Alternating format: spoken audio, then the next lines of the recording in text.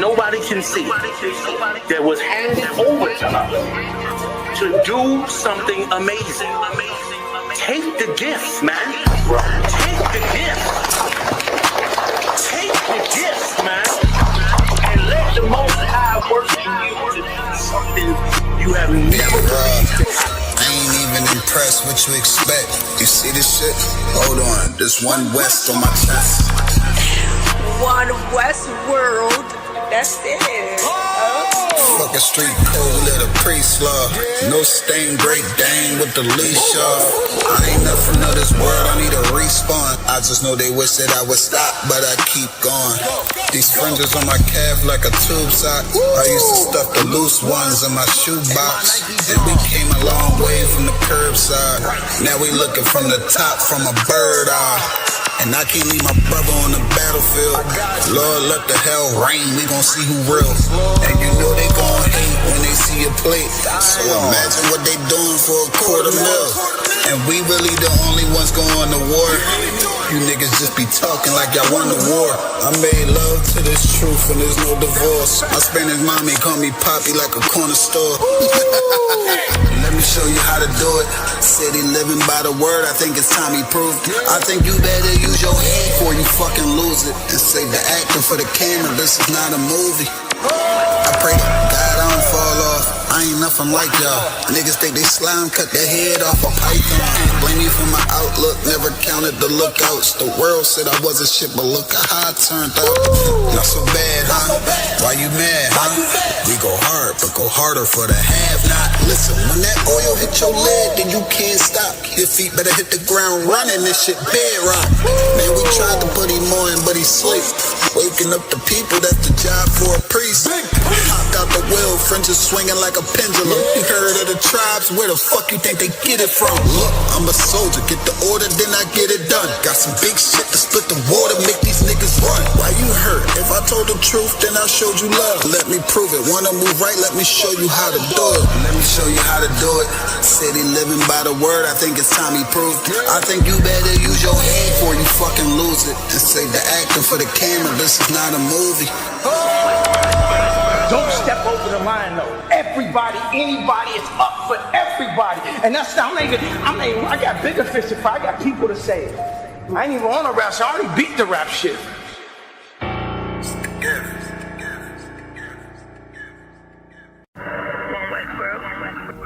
Check me out, dog. Roll the window up, man.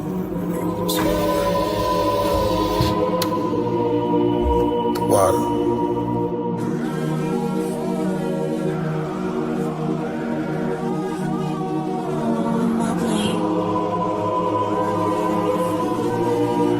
Ain't no better, dog, brother.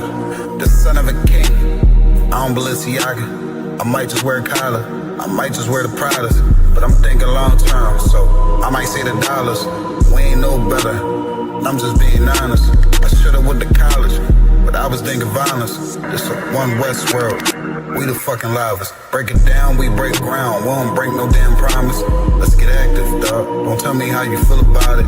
These cats saying too much, they ain't learn enough. You maxed out the first quarter, I'm still warming up. These niggas tossing up a brick, they can't score with us. Who gon' come against us? On the Lord with us. Them niggas riding for you, I hope they ride till they crash. Put my name in your mouth, I put my belt to your ass. I ain't running no race, I just hope that I last. All them niggas you look up to, I consider them trash. Only time you seen a leader was in Wayne hand. Niggas will dap you, then pop you with the same hand. I'm a main player, I stick to the game plan. He don't really fuck with you, that's your main man. We them niggas came through and made your city hot. Yep, said he in the field, but he really not. And I ain't casting no stone, I just let him rock. And that's the kind of story they gon' read about. But if it's war, it ain't no tapping out. Grip still heat, spit like a dragon mouth.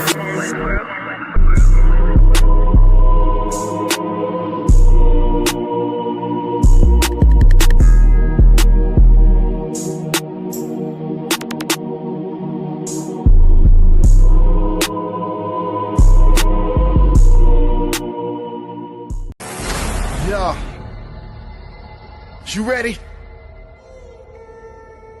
Nah, I mean, is you ready? Somebody ready for war. Easy. Lights is up. Wise man mad. They ready for war. Getting all blacks is a trooper. Plan, plot, strategize, crucial. Gotta pick a side, no neutral. In the middle of a war as usual. Watch your back, they shoot. If your ops drop, better keep it moving. All we do is win, no losing. In the middle of a war as usual. In the middle of a war as usual. In the middle of a war as usual. Plan, plot, strategize, crucial. In the middle of a war as usual.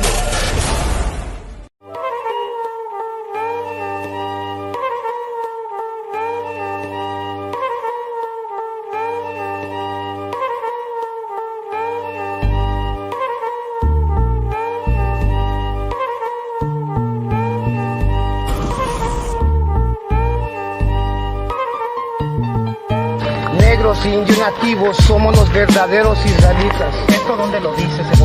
Esto dice en la Biblia. To show that Puerto Ricans love America, but that ain't reality. Police attack was planned beforehand. Only white cops were assigned. Then our only recourse is to defend ourselves. We tried to move people onto the sidewalk, but the police were all out for blood. Another series of protests was staged by thousands of students, parents, and the Brown Berets. In June 1968, the group that had become known as the East LA 13 was released on bail. Demonstrate to our people and we deserve better and that we could, get better. I don't think there's ever been a time when we need more of the spirit of the young lords than today. I guess we had no fear. We just did what we thought at the time was the right thing to do.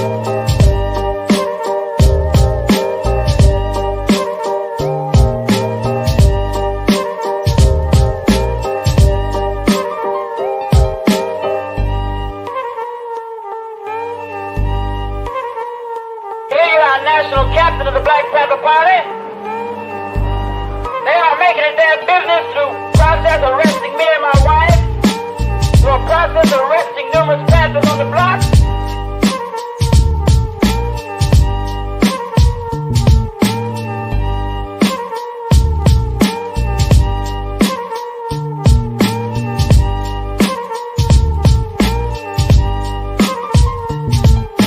Police just went in and started beating them viciously.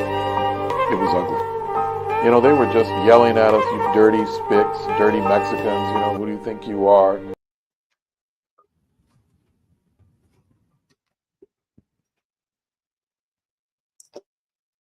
Hey, shalom, y'all, Bashim Shabrakatam. To the brothers, y'all, Shamatam, Bashim Shah, to the sisters, what's going on, out of one? You on mute. Shalom, priest, y'all, what's going on, man? Everything to Wab. This is another episode of One West Ground Zero. You understand? Myself, but Officer 1000 Adiyar, myself, Priest Officer 500 Barak Yala. It's a lucky for the bad lighting today. All right. We have a few topics for y'all. Anyone who wants to come on, interact with us, ask questions, or whatever the case is, give us your insight. Y'all can just click on the StreamYard link in the chat. We'll bring you up. Till then, we'll just rock it out. All right. We have a few good topics today. Let me start with this. First and foremost, right? The white man is the goddamn devil the Bible speaks of. Right.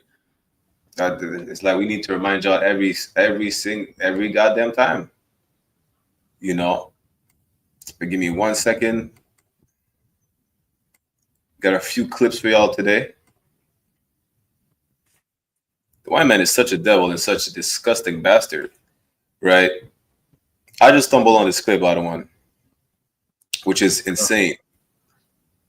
I'm gonna pull it up real quick. These devils have a boot camp for pedophiles. Give me 1 second. Let me pull that up.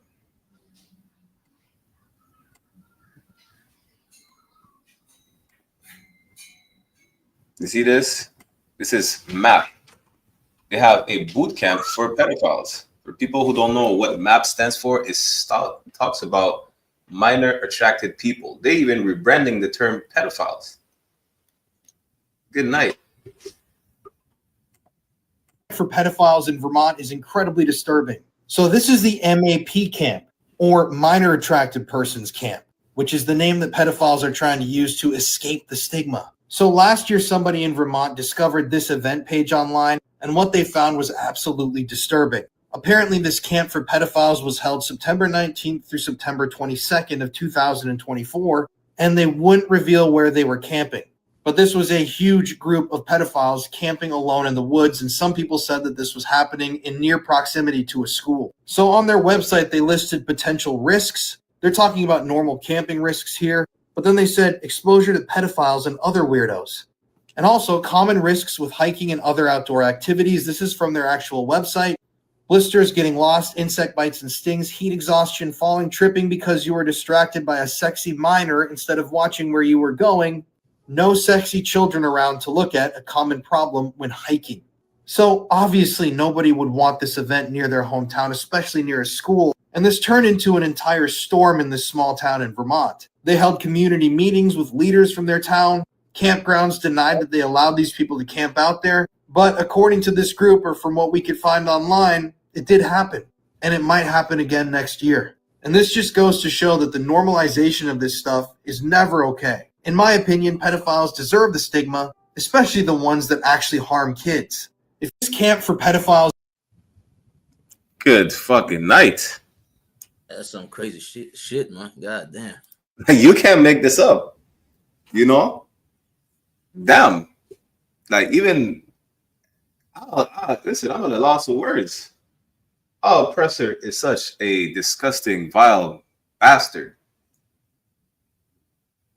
Whatever way you try to explain this, it's insane. Salakia. How you have a whole camp for pedophiles? Specifically for pedophiles. That's apparently near a school. And they're trying to rebrand the whole term pedophiles to minor attracted persons. It's like saying, well, this is a part of the LGBT that they don't want to show, because the LGBT said what? They're not, you know, they rebranded it as an alternative lifestyle, or being flamboyant, or being, what they say, some stupid shit like being gender neutral or gender fluid, whatever nonsense they say. They label themselves as minor attracted persons, and they go out here camping. You know. Good night. It's a lockout one. Yeah, con. And this goes like you just say, like this goes into the LGBTQ, because when you see what they're pushing in the LGBTQ is like, you know what I'm saying, they're pushing that towards the children. But who's gonna have sex with the children? Who's really, you know what I'm saying, attracted to these children? And you're gonna see that is those same people, man. They all, you know what I'm saying, pedophiles, man. You know what I'm saying? LGBTQ equal pedophilia, man. Khan. That's insane. Like, how you mounted a 3-day event. I don't know what to say about that. Listen, they have a 3-day event, just like we brought out yesterday, right? In what is it? In Hebrews 12:16, there is no other fornicator like Esau. This just shows you that you should never fall after these oppressors. These are the same people you want to emulate. That's the crazy part. These people, you want to be like them. That's why you're having Diddy freak-offs. That's I wouldn't be surprised if Diddy's on Epstein's list, to be honest. But that's irrelevant at this point, you know. But these are the same people we're told to love, because God loves everybody. They're the same people we're told to, you know, forgive and forget. You understand? This is their nature. And that's what our people need to grasp. These people are vile and disgusting, and this is their nature. There is no saving white people from themselves.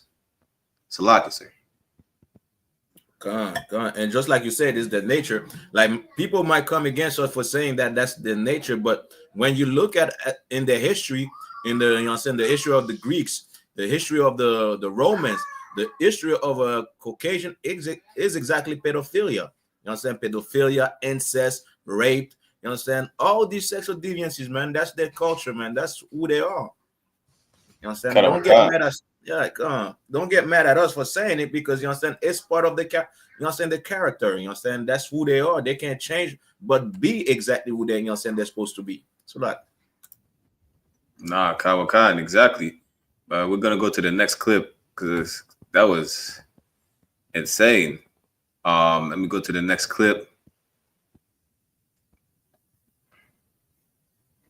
Just to show you the nature of our oppressor, which is not only a vile, disgusting bastard, but they are goddamn liars, and they're the true people who have a victim mentality. And really, they're idiots. Watch this. Born and raised. They want the land back? How? Sorry, but that's just, I mean, really? It's not even their land. If they wanted their land, then they should have done something 100 years ago. And who's to say that the land originally even belonged to them? For all we know, there were people before them there who they took the land from. So Listen, you can't make this up. Again, our oppressor is a vagabond, right? Not to show any sympathy to the Hamites, but just to show the nature of our oppressor. This is, like you said, a lingering German colonial history in Namibia. They're saying, listen, what do you mean they want the land back? It's not their land. Our oppressor is a true thief, right? In the sense where, yo, we took the land that belongs to us. Imagine the mind of a thief, right? What does a thief do? The thief steals and appropriates something that is not theirs and claim it as theirs. And that's our oppressor. Salaki, Adawan. yeah, come. What's wrong with Esau, man? Like, god damn. Esau is a beast for real, man. Like, god damn. Like, imagine, you know what I'm saying, like, being invaded, you know what I'm saying? You have your house taken, you know what I'm saying? And afterward, the person, like, well, it wasn't really his house. You know what I'm saying? Somebody was living there before. You understand? Esau is the damn devil, man, the Bible speak of. And this is why we call the oppressor the devil, man. Because devil means a deceiver. You know what I'm saying? Everything in their mouth is to deceive you, you understand? You think, you understand, that they're speaking a good game, trying to, you understand, they have your best interests at heart. Meanwhile, you understand, they want to overtake you. They want to destroy you every way possible, man. You know what I'm saying? Like, how can you be in Africa and Africans, you understand? You saying that African, that's not their land? So who was there before Esau? Like, yo, man. Esau is a damn beast. So you're trying to tell me there were people in Africa before Africans? Damn. Salakia. Listen, see, this is the problem, you know, and this is the same people we're told to love. Could you go tell the Namibians to love the Germans over there claiming the land as theirs? I didn't know. Does she look like an indigenous Namibian? So Salakia, please. This is why white people say, well, the alien made the pyramid. They don't want to give credit to the Hamites. The alien made them. You understand? So it's the same lie. You know, same Esau's lie, man. Esau is just here on earth to lie and lie and lie. And this goes, you know, to all so-called Black, Hispanics, and Native Indian. Don't be a liar like Esau, man. This is their culture. This is who they are. You are something right, somebody righteous. You know, somebody strong, somebody that doesn't have to lie. Know you're wrong and know when you're right. You understand? But these beasts, man, don't know when they're wrong, man. And even if they would know they're wrong, they will still lie. You understand? Like, it's crazy. You know what I'm saying? These people, you know what I'm saying? I don't even want to call them people, man. These things are something that don't need to be living on earth, man. You know what I'm saying? Because, you know what I'm saying, this is why the earth is the way it is today, because you have these people, you know what I'm saying, ruling over the world and, you know what I'm saying, creating a bunch of lies, you know what I'm saying, and confusing the whole world, man. You know what I'm saying? It's insane. You know, the craziest part is that she had the audacity to say, well, if it was their land, they should have done something 100 years ago. That's crazy, because it's like saying, well, now we have Canada. Now we have the US. If they really wanted the land back, they could have done something 100 years ago. They did. They tried. You understand? You stop us from getting our land back. Listen, even the way Mexico is today. Yes, Mexico, Texas was sold, California, Texas was annexed, California was sold to the US, but not willingly. So as far as getting the land back, you should have done something 100 years ago. But you need to look at the whole history. You need to tell the whole truth. Like, you are a goddamn, genocidal maniac. Salaki. Right. You understand? It's not even to show sympathy to the Namibians, disgusting Hamites, but just to show you the mentality of our oppressor. If it was yours, it's like saying, listen, if it was yours, you should have took it back. You didn't let us take it back. It's not like you just say, yeah, here, I'll give you the land back. And even then, when it comes to conquering the land, it's not because you were stronger. Like the way our Gada brothers and sisters lost the land, it's not because white people were stronger than Native American Indians. They used chemical warfare. They poisoned them with smallpox and things. Yeah, that's what they did. They poisoned the waterways. They killed off the buffalo. They didn't just go up here and start killing people. That's not what they did. They removed their food resources. They poisoned the waterways. They poisoned the people with blankets. You understand? And that's the history of our oppressor. The same way, they use, listen, our oppressor is not only, Commander YAHANNA said it himself, he's a sore winner, because they still find ways to complain, even though they got the whole planet to themselves. But he is also a horrible loser. They lost the war in Vietnam and started dropping napalm on the Asians. It's never enough. They need to have every goddamn thing. They need to have every single bit of grass that's growing out of the ground, even if it's the bad one. They can't leave nothing for nobody. And if they steal something, they're going to say, well, you know what? You should have done something about it. You should have took it back. You should have voiced yourself saying, hey, this is my land. Which is what people do on the whole face of the earth. Listen, it's like saying the Palestinians should have done something about it. Now they want to complain about the Jewish people. The Palestinians, for argument's sake, of course, because neither of them are indigenous to the land, welcome Amalek with open arms. And what did they do? They started expanding their fake state of Israel. They started expanding. That's what they did. They started displacing Palestinians. Now that they complain, they're saying basically it's too late to complain. We've been here. And that's our oppressor, Salakia. Come on, it's manifest destiny. You know what I'm saying? Salakia. Good night. Manifest destiny. God, man, let's go to the next clip. These are like two clips going together just to show the nature of our oppressor. Shit, that's damn near what I should have shown. I should have named it the episode today, the nature of our oppressor. And this is something that people don't know about. 1 second.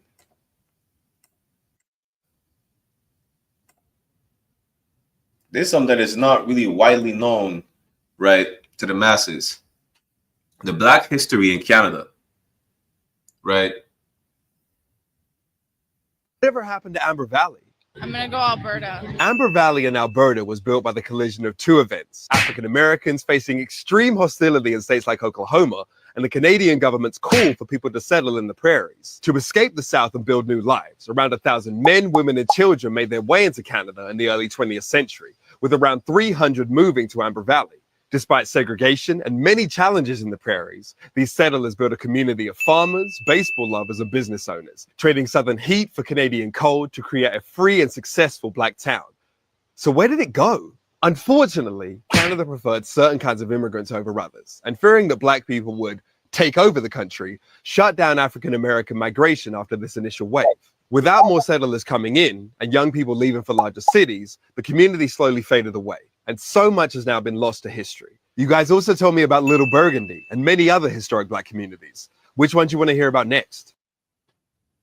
Yeah, this is what people don't understand in Canada. Listen, Canada is as racist as the US. I don't think people grasp that yet, right?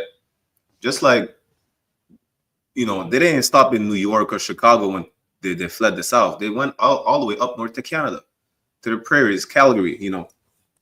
They came up to Montreal and Toronto, right? But understand this. Caucasian Canadians hate black people as much as Caucasian Americans. I don't see, listen, the devil is a devil anywhere he is. Just like the devil consider you as slaves at wherever you would be, he is a devil wherever he is, whether it's in France, the UK, Canada, the US, it's the same. The only difference is what? Probably gun laws and free healthcare. The devil is racist nonetheless, and he hates your guts. Salakia. Come. We have a proverb in Haiti, priest. It's like, you know what I'm saying, like let me translate it, you know what I'm saying, in English, like when a rat bites you, you know what I'm saying, it like blows wind, you know what I'm saying, in the wound like this, you don't feel the pain. That's what can racism in Canada is like. You know what I'm saying? They'll be racist, but they'll blow in that wound, you know what I'm saying, like this, you don't feel the racism, you don't feel the pain, you don't feel exactly, you know what I'm saying, that they are, you know what I'm saying, as racist as the state, you know what I'm saying, and this is where the history of Canada or racism in Canada. You think that Canadian are just like, oh, they're open-minded, they want everybody in. No, it's not true, man. You know what I'm saying? They are as racist, but they will, you understand, bite and blow on that wound like this, you understand? You don't feel the pain or you don't feel the racism. They will give you, you know what I'm saying, like they will tell you that everybody's welcome, open your doors, you know what I'm saying, and whatnot. Like this, you don't feel the, you know what I'm saying, the racism. They'll call you brother, you know what I'm saying? They'll even, you know what I'm saying, like invite you to their events or come to your barbecue. Meanwhile, in your back, and you know what I'm saying, they're plotting in your back, you know what I'm saying, talking to, you know what I'm saying, to your manager, trying to have you, you know what I'm saying, suspended, losing your work, you know what I'm saying, and whatnot, calling the cops, you know what I'm saying, on secret on you, you know what I'm saying. That's how, you know what I'm saying, racism in Canada is, man. You know what I'm saying? But don't get it twisted, man. You know what I'm saying? If you think, you know what I'm saying, we're living in something that's different from the state, it is not true, man. It is just like you say, priest, as racist as the state, man. Hey, that's crazy part, because I did a history class about that, about the history of slavery in Canada. If you think slaves were just running away from the US up to Canada, slaves are running from Canada into the US, which means what? And if you think slavery was worse in the US, therefore they were going to Canada to not have it as bad, imagine having to run away from Canada into the US, where slavery is supposed to be worse. It is just as bad. Good night. We have in Montreal the McGill University, which was founded by James McGill. The McGill University in Canada is the Harvard of Canada. Well, James McGill was a proud slave owner, and he fought to keep slavery intact in Canada, as a matter of fact. Right. That's what they don't teach, though. They don't teach none of that. He had slaves, and when they had talks of abolishing slavery, you had three sides, which really is just two. You had the side that wanted slavery abolished in Canada. You had the side that wanted to keep the status quo, meaning keep things as is, because they don't see a reason for why to change it. But then again, they're not opposed to changing it, but let's keep it as is, meaning let's keep slavery. That's basically what they're saying. That's what keeping the status quo was at the time. And you had the one who fought to keep their slaves and to keep slavery intact in Canada. James McGill was one of them. You know, but they don't teach that in Canada. That's a great, listen, Canada has the same history as the US. France has the same history. The Americas were colonized by one race of people, and it was bad all around. Well, because we don't have alligators, so we didn't have gator babies. Is that what it is? People were still getting lynched over here. What? Probably, Joe, what's the difference? We had the most, Canada just had the most Native American slaves. That's it. That's the only difference. You know, in the US, they drink gunpowder. In Canada, they drink maple syrup. That's the biggest difference. Besides that, there is no difference. Canada's as racist as the US. There's a lot of black towns. Even when he mentioned Little Burgundy in Montreal, we call it Bergs, right? That's what, probably half an hour away from me, barely. It used to be one of the most prominent black neighborhoods. Uptown used to be one of the prominent black neighborhoods where all the Benjamites go over there. when my mom moved to Montreal when she was younger, Uptown, which is really Côte de Neige, meaning hill of snow, they, because of the influx of Caribbean people, they call it Côte de Nègre, which translates to hill of niggas. That's what Uptown used to be called back in the days, the hill of niggas, because there were so many black people over there.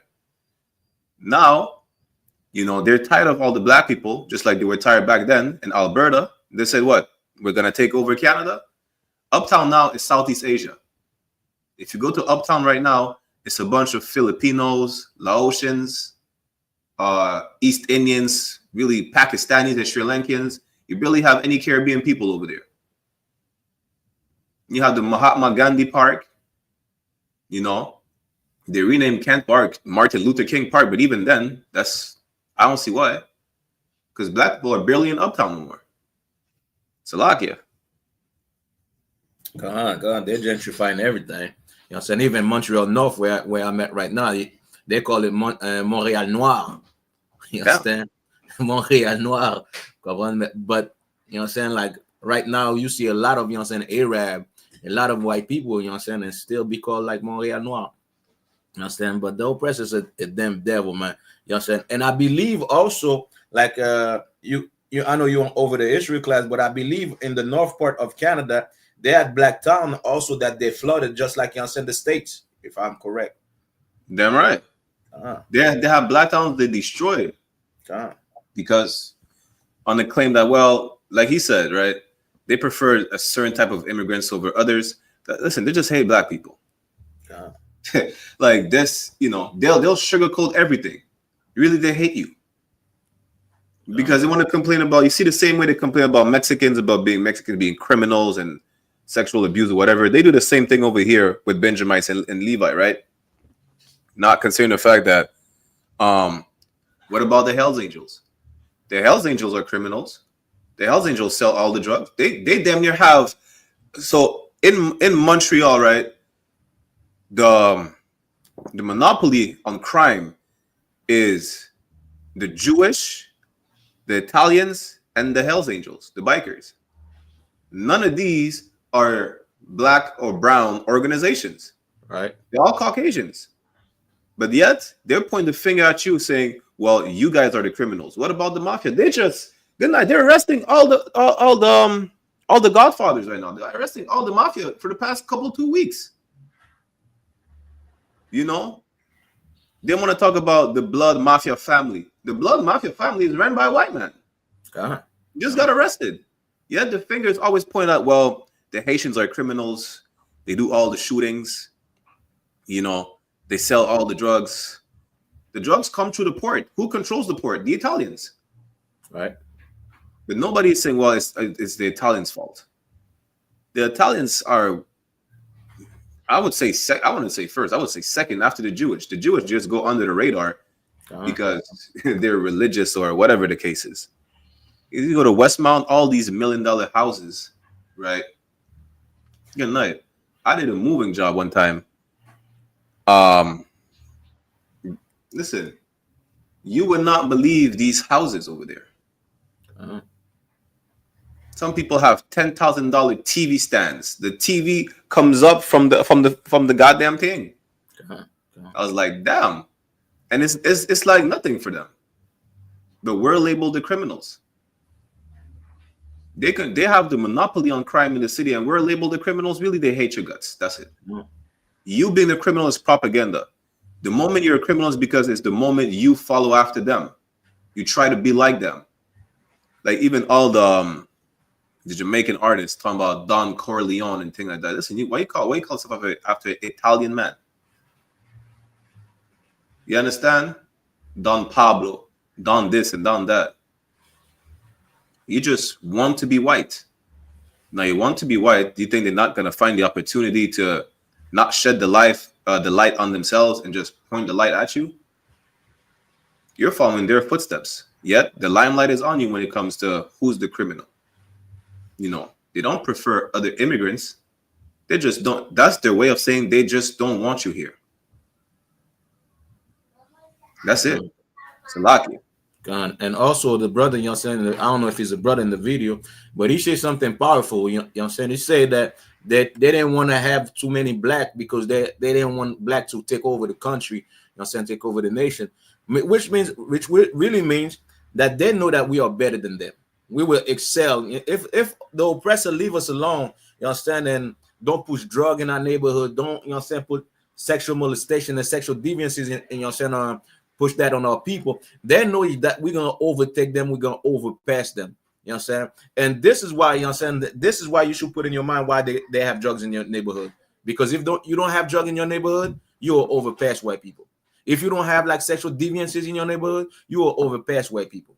You understand? If you don't have like the crimes, you understand, being pushed, you understand, in the music, in the movies, in the video games, you will overpass white people, man. That's something that they know. You know what I'm saying? And we have proof of that. This is what I'm saying. We have proof of that. This is why, you know what I'm saying, like today, Haiti is in the state that it is right now. Because they know if they leave Haiti alone and let the people be, you know what I'm saying, like govern themselves, we'll overpass anything, man. You know what I'm saying? This is why they're still in our communities doing, you know what I'm saying, pushing evil on our brothers, you understand? And our brother being, you know what I'm saying, like coming from slavery, not having an identity, not having that culture. They can't see that. You know what I'm saying? They can't see that, you know what I'm saying? It is all a trap. It is all, you know what I'm saying, warfare.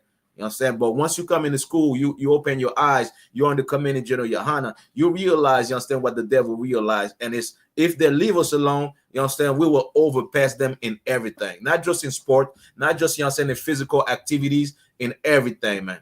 You understand? It's a lot. No, I mean, that's absolutely right. Before I play this clip, and, you know, again, the key thing that he said is that they're feared that black people would take over. You know who said that as well? Peyton Gendron, the Buffalo shooter. It's called the Great Replacement Theory. And don't think it's an American mindset. You know, the Great Replacement Theory was started by a Frenchman in France. He feared that France is going to be taken over by mainly Africans and Arabs. They have to do something. That same theory was applied during the Buffalo shooting. He feared for the white race. Therefore, he scoped out, Peyton Gendron scoped out a whole black neighborhood for what, 2 months? This man went on a Call of Duty mission. He did some recon for like 2-3 months. He found a black neighborhood that he had no business being in. He found a grocery store. He started making it rain in there. You understand? But that same theory always applied. Ever since slavery. Why do you think they had to do such atrocities to us as far as buck breaking, right? You know, public executions. It was not just for fun. They make an example out of you. Why? Because they've been outnumbered. Listen, the Bible says it. What is it? Obadiah 1:3. You know, he's small among the heathen. He's small and he's greatly despised. White people are a minority. That's why they had, listen, the amount of atrocities they did to us during slavery. Yes, it's their nature to be so, you know, monstrous, but that was a fear tactic so that you never have even the slightest idea to rebel against them, because this is what's going to happen to you. Your husband is going to be sexually assaulted in front of the whole family. Your babies are going to be ripped out of your belly and dashed across tree stumps and rocks, probably fed to alligators. You know, we're going to bury you up to your neck in the ground, pour honey on you, and let the ants and the wasps eat you alive. Then they used to chop us. Good night, Christopher Columbus practiced. They had a game. The Spaniards had a game to see which sword is the sharpest. Swing the sword on the Taino Indians, and if it's a clean cut, I guess you win the game. If it's not a clean cut, well, shit, you just keep going. You understand? So Salaka priest, I would just want to add one of the atrocities. Sometimes, like, you know what I'm saying, like in Haiti, you know what I'm saying, they would boil the sugarcane syrup and, you know what I'm saying, pour it on the slave. You know what I'm saying? Right. Imagine having hot syrup, you know what I'm saying, boiling syrup, you know what I'm saying, like on your skin, you know what I'm saying, hearing that skin sizzling, that the yell, the cry of that person, man. That's why, you know what I'm saying, these oppressors did, you understand, like there can be nobody that's comparable to what Esau did, you know what I'm saying, like to what these Caucasian did to so-called Black, Hispanics, and Native men. You know what I'm saying? They're really a real cruel race, you know what I'm saying, the most diabolical race of people on the face of the earth, man. Damn right. And I covered that one time on the French atrocities that they did in the French West Indies specifically, right? I mean the French colonies, which would include Haiti. Because I don't know, like you said, if you imagine like when you cook and the oil splashes on you, you know it hurts. Have you ever cooked something as far as melting sugar? Yo, this will take this will peel your skin off. Imagine getting hot sugar cane poured on you. You understand? They used to do such a listen. You think today, even the self-mutilation of our people today, you think is bad. During slavery, they used to cut off your, reproductive organs. They cut off the breast off of our sisters. Imagine that. They cut the whole breast away from our sisters. And there was no anesthetic. Even if there was, they didn't give a damn. You don't feel the pain. This the same way they say animals don't feel the pain. Well, you were less than an animal. So trust me, you didn't feel the pain in their mind. They literally blew us up. They filled our cavities with cannon powder in the French colonies and lit us up. They named it. They call it blow up the nigga's ass. No diddy. Literally. They filled you up with cannon powder and lit you up. And this is the same people we have to love. Listen, Palestinians are saying they can't love the Israelis. They're getting bombs dropped on them. We had worse than bombs. At least, you died quick. Damn. Trust me, during slavery, we wish we had bombs dropped on us. At least. Listen, make it quick. They made us the bomb. Literally.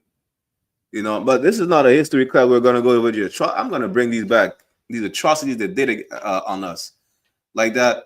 If you say you can understand why the Palestinians cannot forgive the Israelis, why the so-called Jewish men cannot forgive the Nazis because they were put in ovens.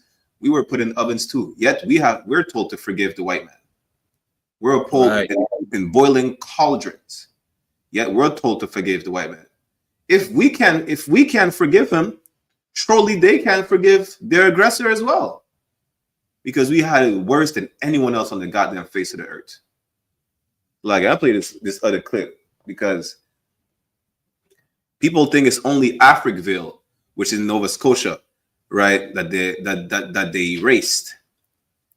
But Canada has as much as a hateful past as the US. As a hateful present as well, as a matter of fact. Salakia.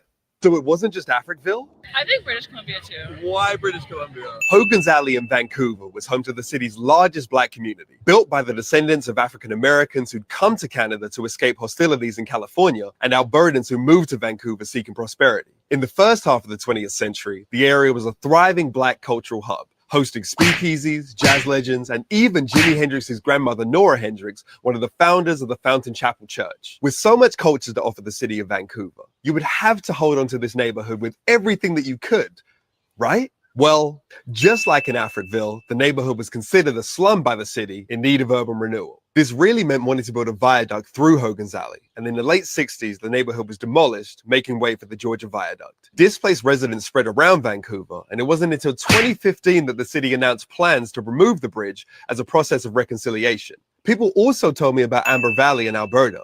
Would you like to hear their story?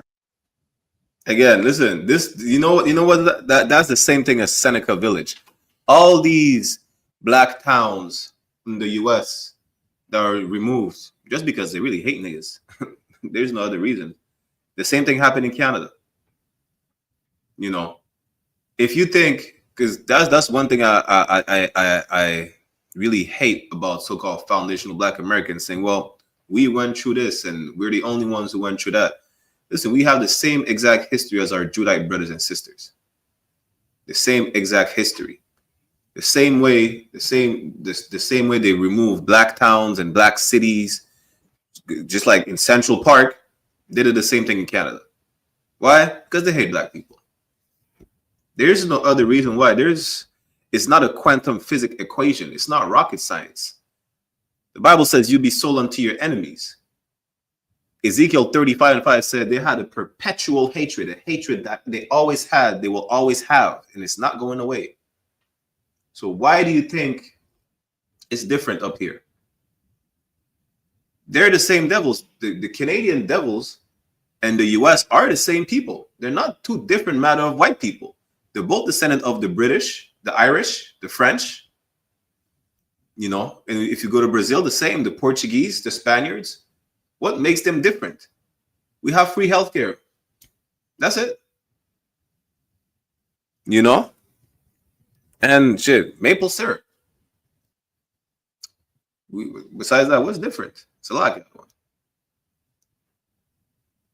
I think Officer IDR froze. No, I'm here. Oh, okay.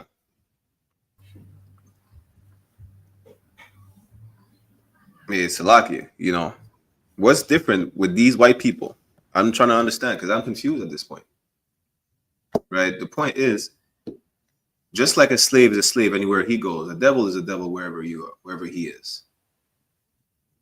You understand? Like, let me bring up the next clip. Again, this episode should have just been the nature of our oppressor. Good night. I believe there's going to be more than 60. One of the most important factors that came into play was obviously the permanent markers here in the background to bring honor to the unmarked graves that seems like it was purposely supposed to be forgotten, and to continue scans and work with the GPR team in the process of finding our people and bringing them the honor and bringing them back home. We were going to discover the undiscovered and to validate our history as First Nations people. Every time I roll into the mission grounds here, like I always say, good morning, my babies, especially when I'm passing the graveyard. It's so important to acknowledge our land, and especially for the unmarked graves, like especially the children and the people that were forgotten. When the second scan took place, there was actually an owl on the grounds here that kept visiting us. And also the white owl feather represents protection.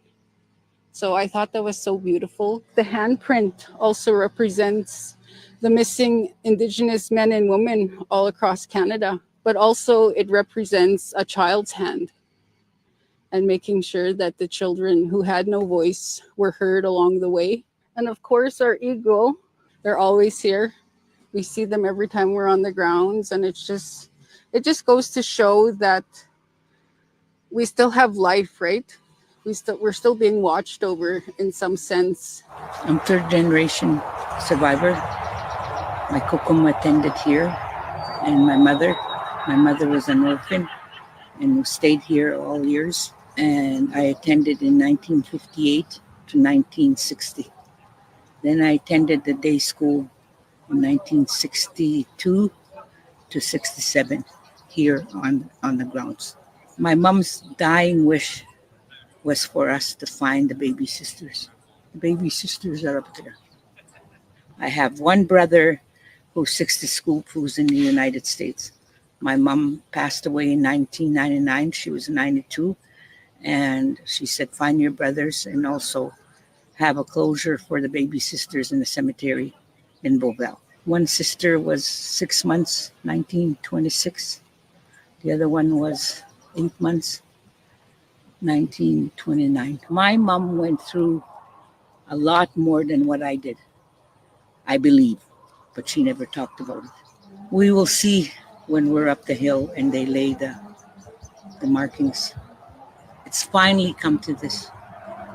Finally is what I said. I pray every morning and at night. I said, finally, baby sisters. They're doing beautiful work. Salakia, listen. This. Do you understand why our people? Do you understand why Mexicans are mad in Cali? Do you understand why our Gada brothers and sisters are pissed off every single day?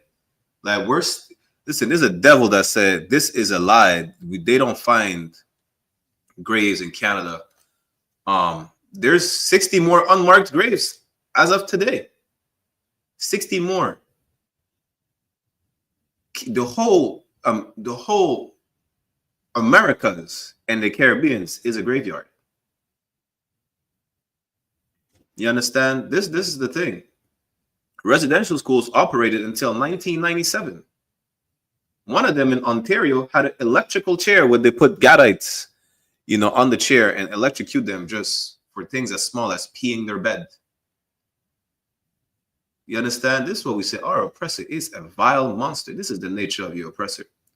He doesn't give a damn. You could hear the pain in these sisters' voice. You could hear the pain. It's like, down. And she said, well, we still have life. We still matter. Guess what? To the white man, we never mattered, and we still don't. The black code in France is still in effect.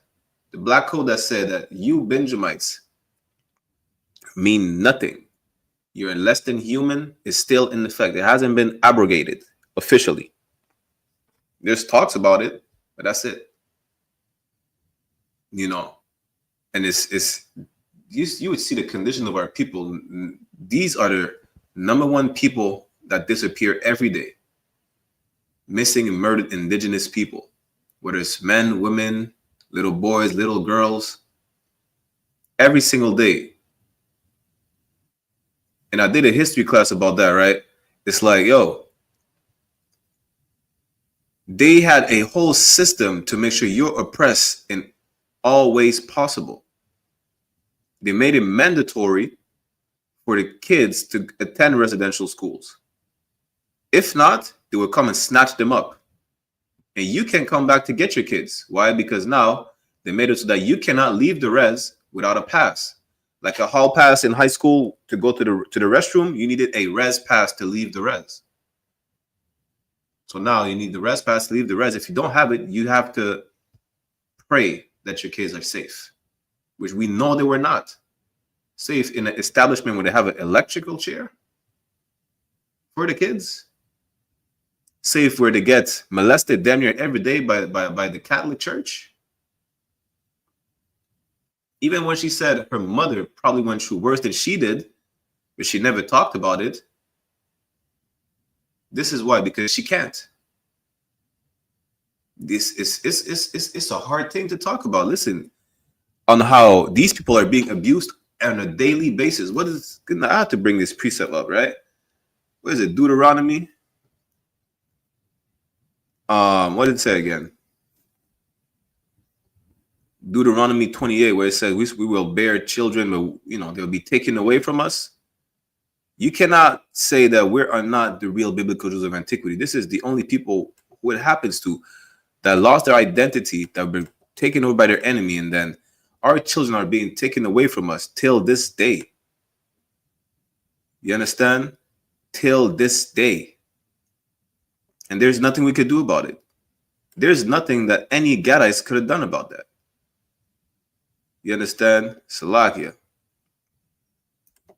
Salakia, priest, if I may also, it is something really diabolical from the Christian church to say, you understand, well, you know what, we should forgive the oppressor. Meanwhile, just like you said earlier, you understand, they're not going to say to forget to the Palestinian to forgive the Jewish man. You understand? They're not going to tell these other nations to forgive their oppressor. But it's something evil, you understand, to tell us to forgive our oppressor. Meanwhile, the oppressor never asked for forgiveness. The oppressor is still doing what he did to us.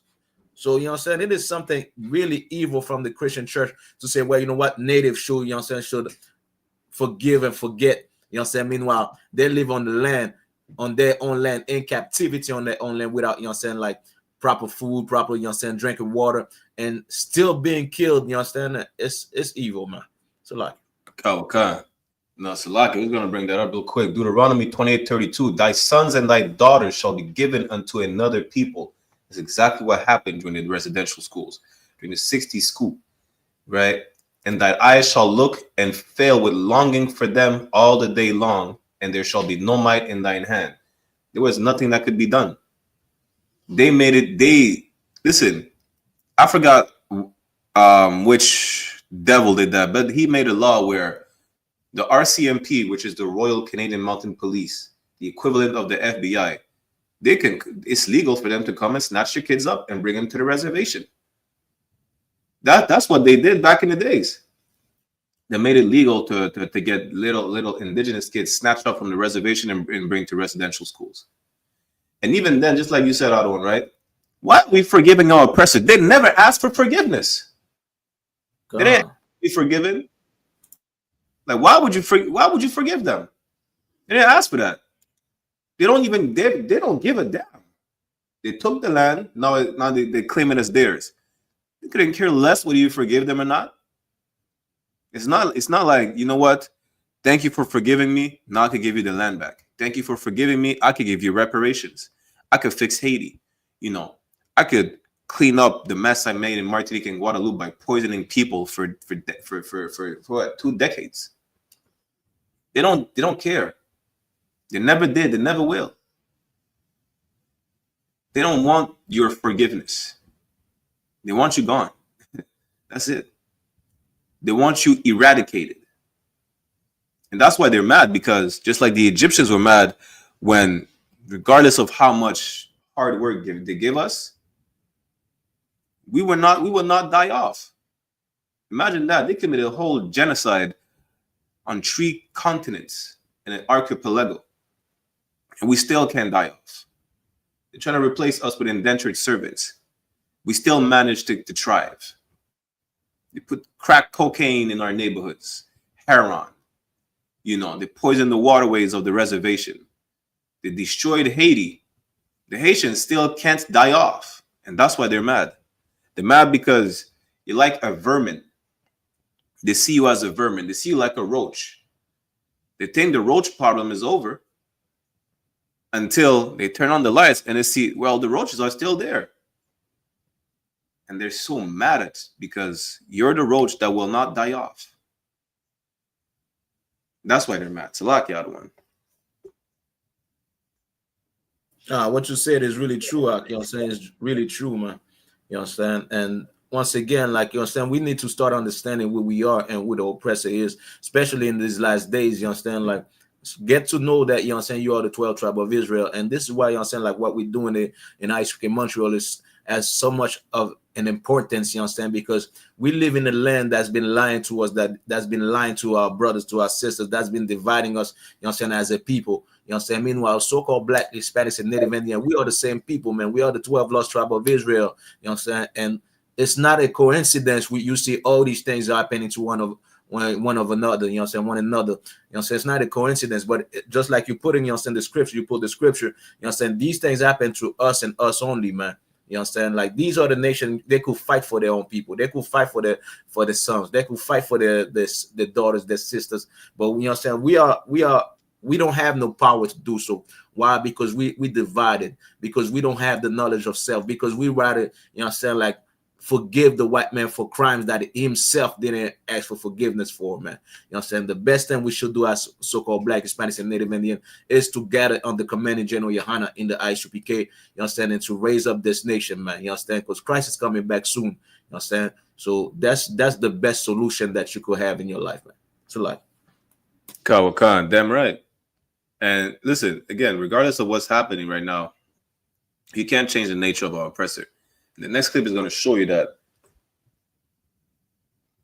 Shit, let me just play the next clip. Salaki.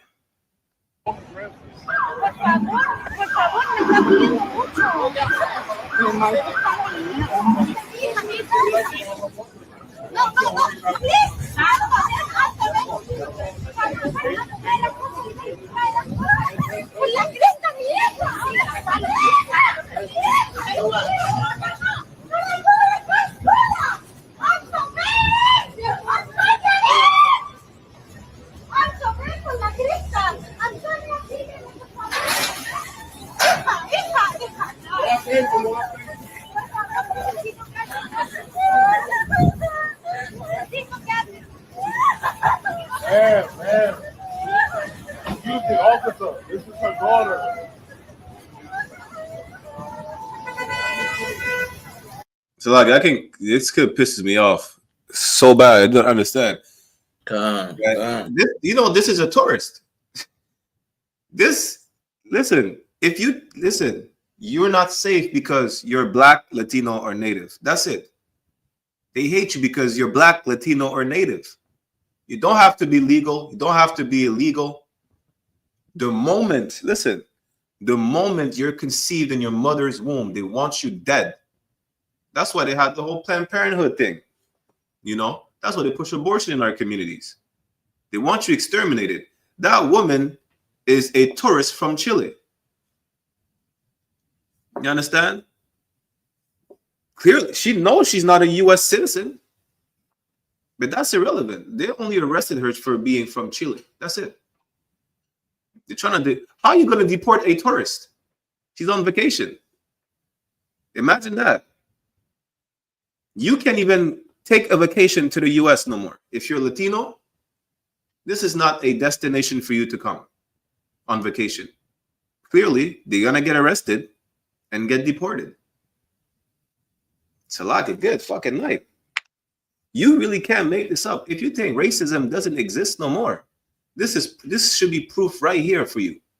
It's as clear as water, clear as the waters from the mountains. You understand? Racism is alive and well. It is not going nowhere. Salakia. And just to bring it back to, you know, saying the Obadiah, when you mentioned earlier, you know, saying like when they're small among the nation, you know, saying like, and this is why, you know, saying like in the part of the verse, the same verse, it says you will be greatly despised, you know what I'm saying? And this, you got to understand the Bible. Why would the Bible say that the oppressor will greatly be despised? Well, you can't even go on vacation in the oppressor land, man. The oppressor is such a racist bastard. You can't even go on vacation, you know what I'm saying, and be safe on vacation. Meanwhile, he's everywhere.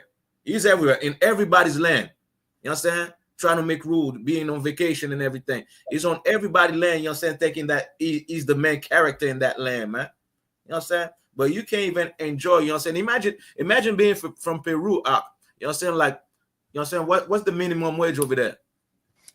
Good night. You know what I'm saying? Like, you know, imagine, you know what I'm saying, how hard she must have worked, you know what I'm saying, saved up to just see New York City, just see the Big Apple, man. Just, you know what I'm saying, like, I want to experience that, you know what I'm saying, that view, the view of New York City, the view of having a city that never sleep. You know what I'm saying? Imagine how much she must work, you know what I'm saying, and to not only that, to buy, you know what I'm saying, like, you know what I'm saying, like make provision for a family, make provision for a daughter, for, you know what I'm saying, for the rest of the family and whatnot, so she could, you know what I'm saying, experience this lifestyle in New York City. And the oppressor, such a damn demon, can't even let her be on vacation in peace, man. You know what I'm saying? The oppressor, the damn devil the Bible speak of, man. Damn right. Hey, Salakia, I had to look it up. The minimum wage in Chile, which is where she's from, is 529,000 Chilean pesos per month, which is the equivalent of $560 per month. God night, man. You understand? So imagine she spent how long she has been, you know what I'm saying, like not spending, but, you know what I'm saying, saving for her to, you know what I'm saying, for her to bring a child, you know what I'm saying, to come see the New York City, give her, you know what I'm saying, some good memories in her life, man. Imagine that. Now she can't even, you know what I'm saying, she's gonna go back traumatized. That child's gonna be traumatized. And this is why, you know what I'm saying, Obadiah 1 and 2 water for putting it on the screen. You know what I'm saying? But this is why I say thou art greatly despised, man. You know what I'm saying? The oppressor will be despised by everybody. You know what I'm saying? Like they will be despised by every race of people, because people are realizing to see, you understand, who the devil is, man. They're coming up to see, you know what I'm saying, the nature of Donald Trump. You know what I'm saying? Like for the Latinos that voted for Donald Trump, Latinos for Donald Trump. But now they regret that vote, man, because they realize that the oppressor cannot be changed, man. You know what I'm saying? The oppressor will always be the devil the Bible speak of, man. So like it. Right. And even, you know what's crazy is that I had a clip of this devil complaining about being profiled, not profiled. What's it again? What's the other word? Not being profiled. I forgot, but it treated him differently in India. Right? They see he's not Indian, and they say, yo, you know what? No Wi-Fi for you. You know, you pay a higher price for the taxi, whatever the case. He was complaining, like, yo, this is racism. How can it be so racist? the audacity of our oppressor complaining about racism, you know, or how they're being treated in different countries that are not Caucasian countries is, damn, the caucasity, Salakia. Like, how are you going to complain and this is how you treat people on the land that you stole? You know? You go, just like you said, you know, you can't even go in vacation to a land that they claimed as theirs. You go to vacation in Italy. I had this cat I went to high school with. His family got married, and someone in his family got married in Italy. The moment they step out of the hotel, they found a drawing of someone that was hung, and it says negri, which means black, or nigga in Italian. You know, don't think racism doesn't exist, and don't think, yeah, well, you know, it's 2025, people are not going to risk it. You go to Russia right now, right? I had this cat in the world. He told me he had a black friend in Russia. This man had to run for his life every single day just going to school. You go to Poland, they'll chase you down in Poland because you're not white. You know, it's not uncommon. They despise you. They despise everybody. It's not uncommon. But how they have the audacity to complain that they can't go on vacation or they face racism, they go to the French Caribbean islands and some of them say, well, over there, people don't really like white people. How you figure that? After 400 years of slavery and then poisoning us, you know, making sure like life is damn near the cost of living is like what, 5 times higher than in mainland France. We're supposed to just love white people. This is a question we should ask on the street, right? Why do you think white people should be loved? What is there to love about people? Right. I want to understand, if we should love white people, what is there to be loved about them? Why should we love white people? What is there to love about white people? You know, they don't wash. They don't use what? A washcloth. They let the water drip down their legs. They smell like wet shit. Ruby, when my dog Ruby is coming out of the rain and she has that wet dog smell, white people smell worse than that. And that's a bad smell. Like surfer. Listen, they smell like sour. Good night. You know, they listen. We just showed you the first clip we played. They have a vacation camp, a 3-day camping for pedophiles. What is there to love about white people? They commit genocide. They play the victim. They're a sore winner, like Commander General YAHANNA said. Why? Because they have everything and they still complain. It's never they have everything. Everything is not enough. Go figure. What else do you want? Listen, send them. They're about to SpaceX want to send people in Mars. Listen, let them find a outer space form of life. They're committing genocide in space. Gone. Yeah, they committed genocide in space. I guarantee you that. The moment they land, listen, they say they're landing on the moon. Most high in Christ, they didn't find no form of life on the moon because they would have committed a genocide and would say, well, we discovered the moon. You know, that's the crazy part. Listen, they have the audacity to complain about and protest about what do you call it again? Climate change, animals going extinct, the water's being dirty, pollution. They're literally, as the name of the podcast, they're the ground zero for all the problems on the face of the earth. They pollute the waterways. They made crustaceans a delicacy. Now we don't have water filters. You understand? They poison the waterways in the native, and they complain, well, the waterways is poison, and they dig in pipelines left and right and complain about pollution. You know, that's the problem. They're the problem. What is there to love about a people that commits a genocide that, you know, pollutes the whole planet Earth, corrupt the mind of your children? The Chinese say they can't watch American shows where there's effeminate men. The Chinese ban effeminate men from TV. They don't want their kids to grow up as faggots. Salakia. They don't want their kids to grow up as effeminate. You know, that's what the Chinese said. Good night. What's his name? The Hamite kicking out the white people over in Africa. I.S.U.P.K. He banned same-sex marriages in Burkina Faso. He banned it. You know, white people started complaining because Biden said Uganda cannot ban same-sex marriage. Like, how do you have the caucasity to tell people what they can and can't do on their land? It's their land. Let the Africans eat bushmeat if they want. You can't complain about that. It's their problem. Let Africans deal with African problem. Let the Chinese deal with the Chinese problem. You understand? Let blacks, Latinos, and Native American deal with black, Latino, and Native American Indian problem. And then we'll fix all our issues. We don't need no intervention from nobody.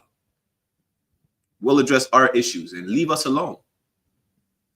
At the end of the day, you're the problem. That's really it. You're the common denominator for every fucked up thing that's going on around across the globe right now. And you have the audacity to say, well, you can't even take a vacation in the US. If you do, and your name sounds, you know. And here's another thing, right? I want to know, this is what I want to know. Out of all the so-called Latinos they're arresting and deporting, I want to know how many of them, how many Spaniards they done dirty. Yeah? They're deporting all the brothers and sisters. I want to know how many actual Spaniards they are trying to deport to Mexico. How many of them? That's a question we should ask. Right? Because even though some of them might be named Perez or whatever Spanish last name they have, those are Spaniards' last name. So how many of them, how many Spaniards they're deporting? Listen, we know they're deporting Raza. We know they're deporting our brothers and sisters. But how many Spaniards are they mistreating? That's what we should ask. That's a good question to ask. Right? So like if I may interject also, priest. Okay. If you ask any sincere Caucasian, if you were black, Hispanic, and Native Indian after everything that happened with the slavery and captivity and the oppression, would you love white people? Every sincere Caucasian will say no. Every one of them. You understand?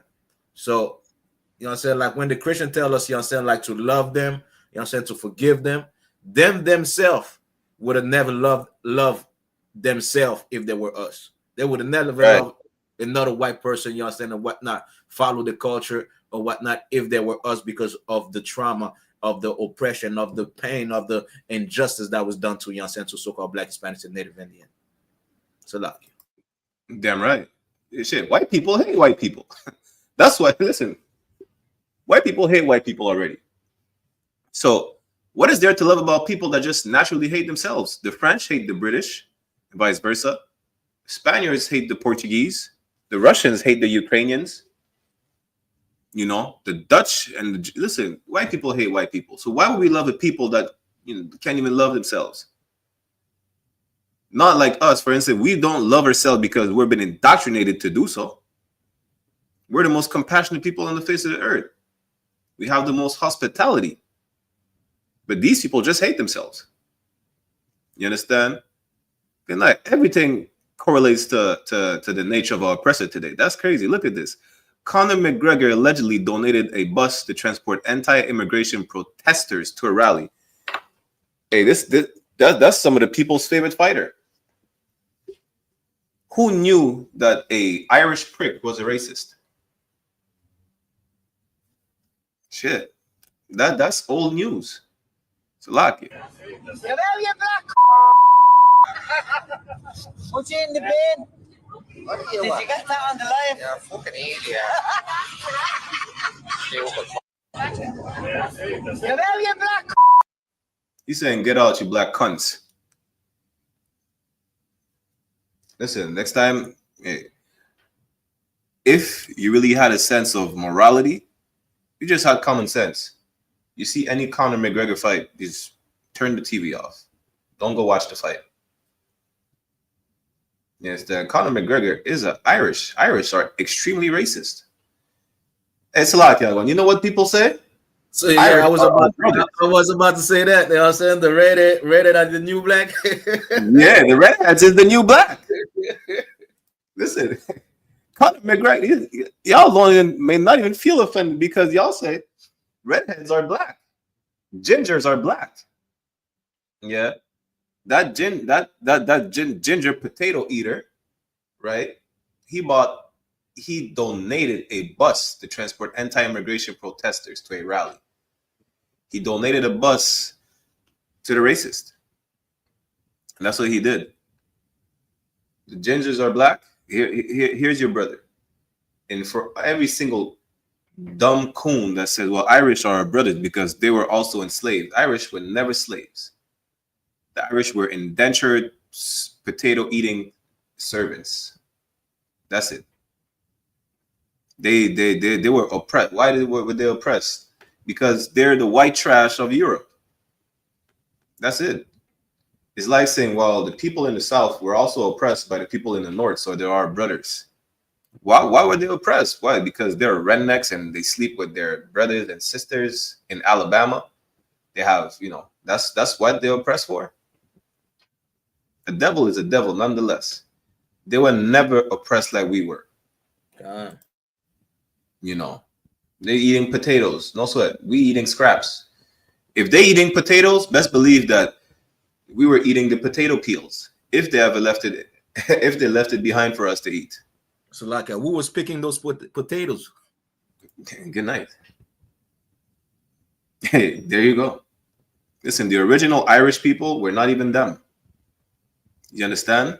Right. And even then, we had a lot of Irish slave overseers. That's your Irish slave overseer right here. Look at his smile. This Carter is happy of donating a bus to his fellow racist Irish people. He's happy.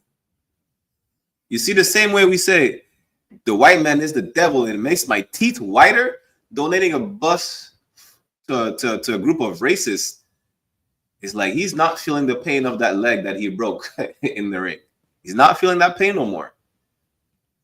That's good night. These are the same people in 2025 who you think you should love. Your love is not going to save them from their racism. Racism is not going nowhere. Salak Yadawan. Come on, you got it, priest. Everything you say is on point. Okay, let me bring up the next clip.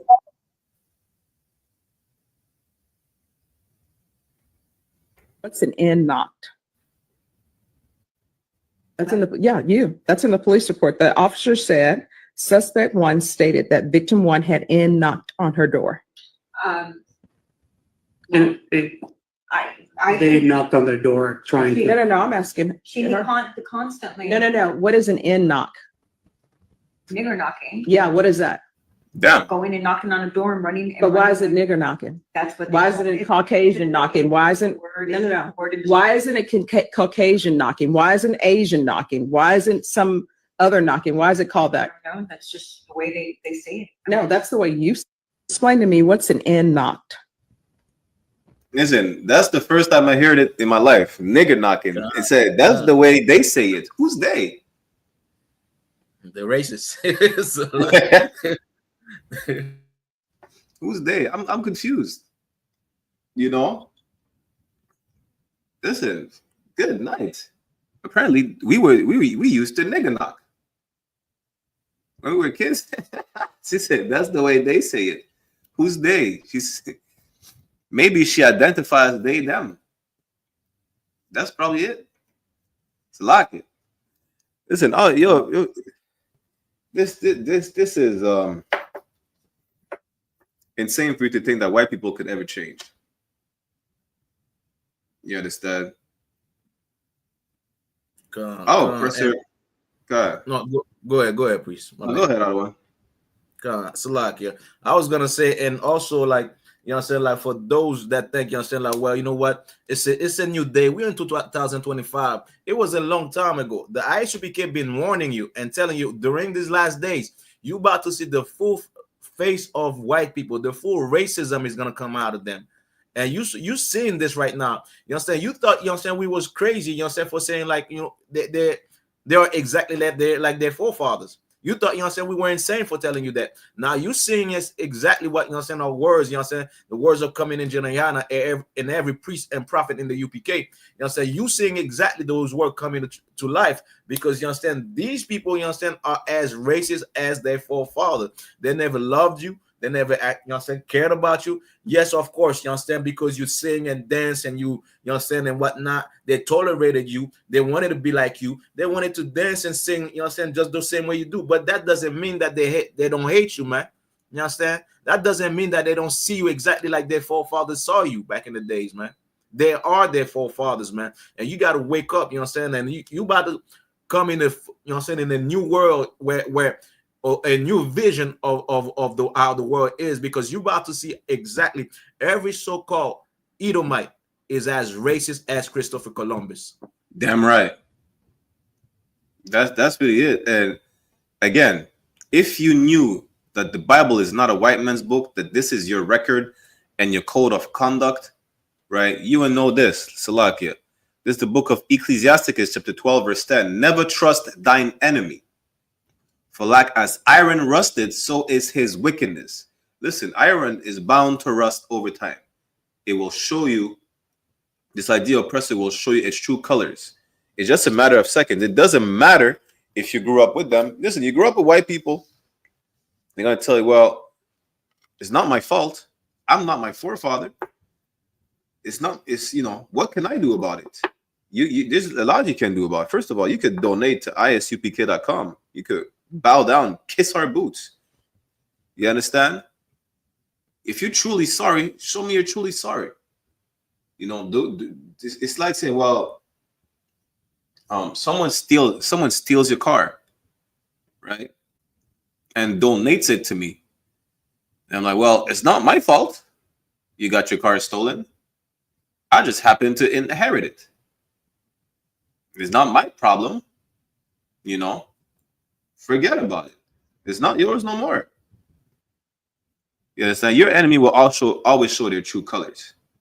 Our enemy will never change. Our oppressors will never change. You know, and it's crazy that it takes someone like Donald Trump to say, well, you know what? I'm an openly racist president. Donald Trump's openly. Even then, y'all still don't believe that, you know, they're truly racist. You think it's just him. How stupid can you be? Our people are really dumb in the sense where the Palestinians recognize their enemies. Kim Jong-un, he can recognize his enemies. Yeah, white people can recognize their enemies, but you can't. You really are stupid. So like, you know what I'm saying? Like, you know what I'm saying? I blame the Christian preachers for that, man. I blame Christianity for that, you know what I'm saying? Because, you know what I'm saying, they're the one that lied to our people that God loves everybody and we should love everybody and anything, you know what I'm saying? So, you know what I'm saying? Like, basically, the preacher is telling you, you should love those pedophiles in the wood as well. You know what I'm saying? So, I blame the Christian preacher for that. So, like, the preacher is probably camping with them. You know? It's like, let me keep reading, right? And that's why they say black people are stupid, not because we're unintelligent, because you can't recognize your enemy. Verse 11, though he humble himself and go crouching, yet take good heed and beware of him. Listen, that white man is saying, yeah, I'm going to fight alongside you, whatever the case is, where we're going to overcome together. Listen, they say what? The Irish were slaves. They're our brothers. The Irish will tell you, well, we were slaves as well. You know, we have the same oppression. He's humbling himself to make it seem like he's stooping down to your level, to make it seem like y'all been through the same thing. Beware of him. Now you're seeing that those same Irish, right? Conor McGregor donated a bus for these racist Irish people that claim to be your brothers because y'all were both enslaved. Because y'all were both oppressed together. Y'all were not. Beware of him. Now, would you beware of Conor McGregor? Listen, the hell with Conor McGregor. I don't know if y'all remember Mark Wahlberg. Mark Wahlberg, when he grew up, he said it himself. He had a gang in Boston. He had a gang of white boys just patrolling Boston and beating black people up. That's Mark Wahlberg. That's your favorite actor. Y'all forgot about that, right? What's his name again? What's the actor name again? Damn, I forgot. He made like he made like a movie. Well, obviously he made a movie. Shit. But he said something about, I think one of his friends got assaulted. She got robbed, I think by a brother or something like that. He said he wished he would kill all niggas or some stupid shit like that.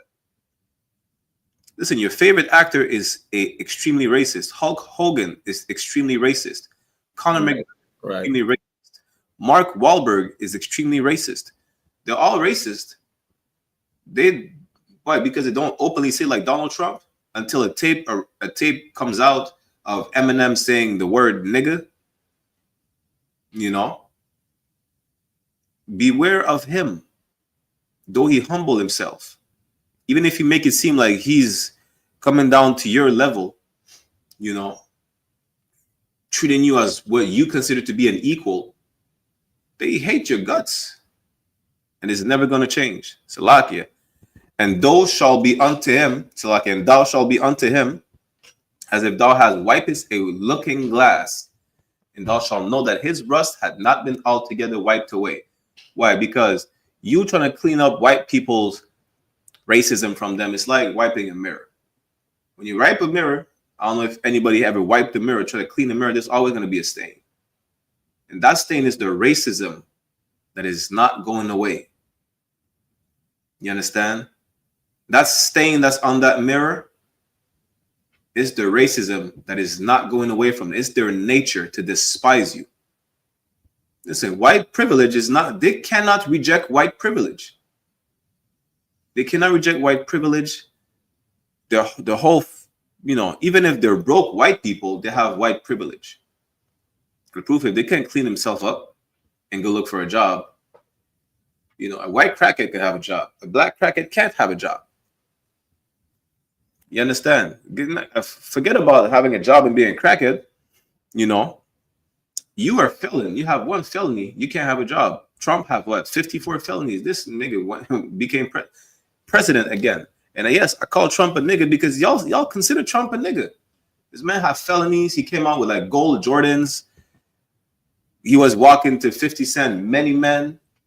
This nigga walking 50 Cent, Many Men. And he got shot twice. He must be a nigga, right? The Ecclesiasticus 12:10 told you to never trust him. And y'all still voted for Trump. So like, let me just get the next verse real quick.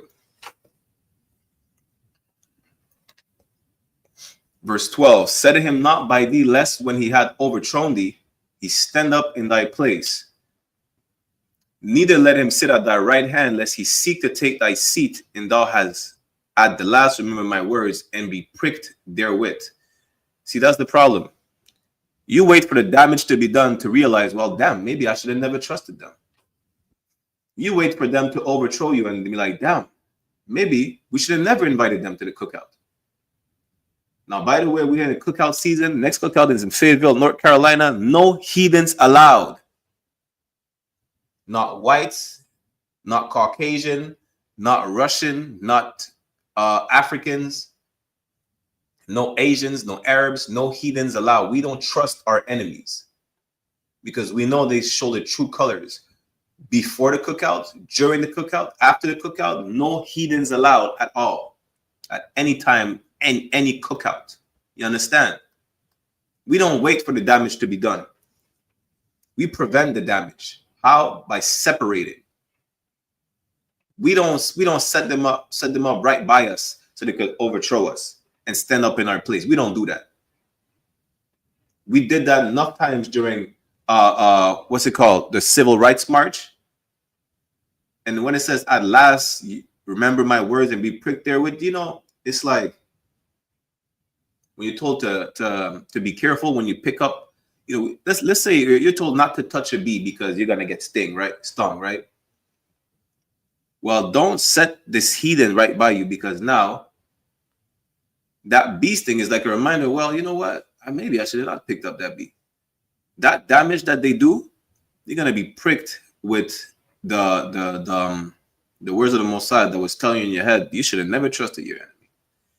It's gonna be a reminder. A prick is like a thorn. Imagine being, you know, for example, you see when you see the saying pinch me just to see if you're dreaming or not. You're gonna feel that pinch like, damn, this is a reminder of me not being in a dream. Well, this pinch is a reminder of you not having to trust you, not to that you should have never trusted your enemy. Why? Because now he's deporting your ass. Then now you're being deported as a tourist. That's crazy. You understand? You're labeled a criminal, but he runs the whole drug game. You know. Let me get verse 13 real quick, and then we can switch to the next clip. Ecclesiasticus 12 and 13 says, who will pity a charmer that is bitten with a serpent, or any such as come nigh a wild beast? You see how you say white people are stupid because they swim with sharks and get bitten? They go on a safari and they get killed by lions and things. The snake charmer, the East Indian, gets bitten by a cobra and dies because, you know, why would you play with a cobra? You're dumb as hell. Well, you're as dumb as he is trusting your enemy. You call white people stupid doing white people shit, jumping from buildings and parachuting, whatever the case is, and then, you know, damn, you're stupid. Now you're dead. Well, guess what? You're stupid because you're dead after trusting these people. Right. You know, this is that simple. You're stupid because now the white woman, what is it, a couple months ago came saying, why did we even march for civil rights? What, to share the same toilet? To drink from the same fountain? That's it? That's dumb as hell. Well, you're dumb as hell for wanting to sit in the same toilet as the people who don't even wash themselves. You're dumb as hell for wanting to sit on the toilet of the same people who use that same toilet bowl to make pasta. Oh, you didn't know that white people use toilet bowls to make pasta? You understand? This is what you wanted. And now you can't complain. You can't complain about drugs in the neighborhood. You wanted to be with the people who put the drugs in the neighborhood. Right. You know, you want to complain about police killings. You wanted to be with the people who are policing you and who are wearing a badge killing you. You can't complain because that's what you asked for. They say, be careful what you wish for. Well, you wish for integration. Now you got it. You can't complain. That's exactly what you asked for. You wanted to play with a snake. The snake bites you. Well, you asked for it. You wanted to go swim with sharks. Well, sharks are dangerous animals. They'll eat you up. You can't complain you lost a limb swimming with a shark because that's what you wanted to do. You understand? So now if you want to be with white people, something bad happens. For instance, I remember this Colombian sister. Listen, this Colombian sister, and that's crazy because it happened to a sister in the US as well. They went on a date with the white man. They ended up in a body bag, chopped up in pieces. You know, made these sisters rise again. But this came with integration. If we were decided to be segregated and just stick to ourselves with our people, things like that would never happen. You know, of course, they're always going to try to kill us. But the thing is, what makes you think that moving closer to your killer will not make him want to kill you? It's easier to kill you now because you're right next to him. It's easier for a predator to kill its prey if the prey is not running away. It's running towards him. You understand? And this is exactly what you asked for. Salaki, let's get the next clip.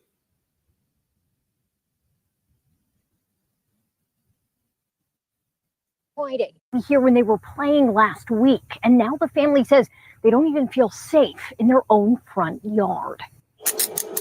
81-year-old Ada Anderson found herself in handcuffs last Friday, accused of pepper spraying her neighbors, April Morant, and her 3- and 6-year-old daughters, allegedly over something pretty small. Bubbles, literally. The bubbles put her, I guess, in a whole nother arena of whatever going on with her mom. Moran says her daughters were playing with bubbles in their yard, well away from the fence that separates their properties, when she alleges Anderson shouted racial slurs and leaned over the fence holding something. What went through my head is I thought she had a gun. So I literally kind of jumped, like it startled me, because when she was to the fence, she was over the fence like this, and I didn't know what was in her hand because I'm looking at her really quick, and then she sprayed it. According to the police report, they believe it was pepper spray. My 6-year-old, she was like, her nose went to burning. She ran to the house and got a bottle of water. Moran says she's had problems with Anderson since she moved with her family to the neighborhood in November, but I feel like she's escalating.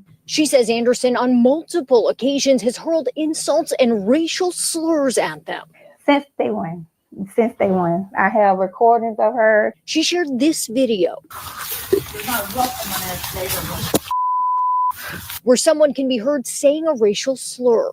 We tried getting in touch with Anderson to see what she had to say. We knocked on her door and we gave her a call, but got no answer from either. But she seemed to try and defend herself in body camera video from her arrest. You really don't have any right doing this. I understand, ma'am. Wait till I get the pictures back. I can show you what they're doing. According to jail records, Anderson has been released on bond, facing several counts of battery, second or subsequent offense. Moran thought there would be more. Just battery, but no thing on the kids, or maybe a hate crime, because you said all this stuff while you were spraying and stuff. Moran says she's worried it won't stop there. For you to do the bear spray stuff, I feel like I don't know what you have in that house. I don't know. I don't want to be by her. Covering Marion County in Ocala last Friday. Here when they were playing last. Good night. Listen, it can't get clearer than that. It can't. Your oppressor despises you. Why don't you understand? So 1 second, my computer freezing.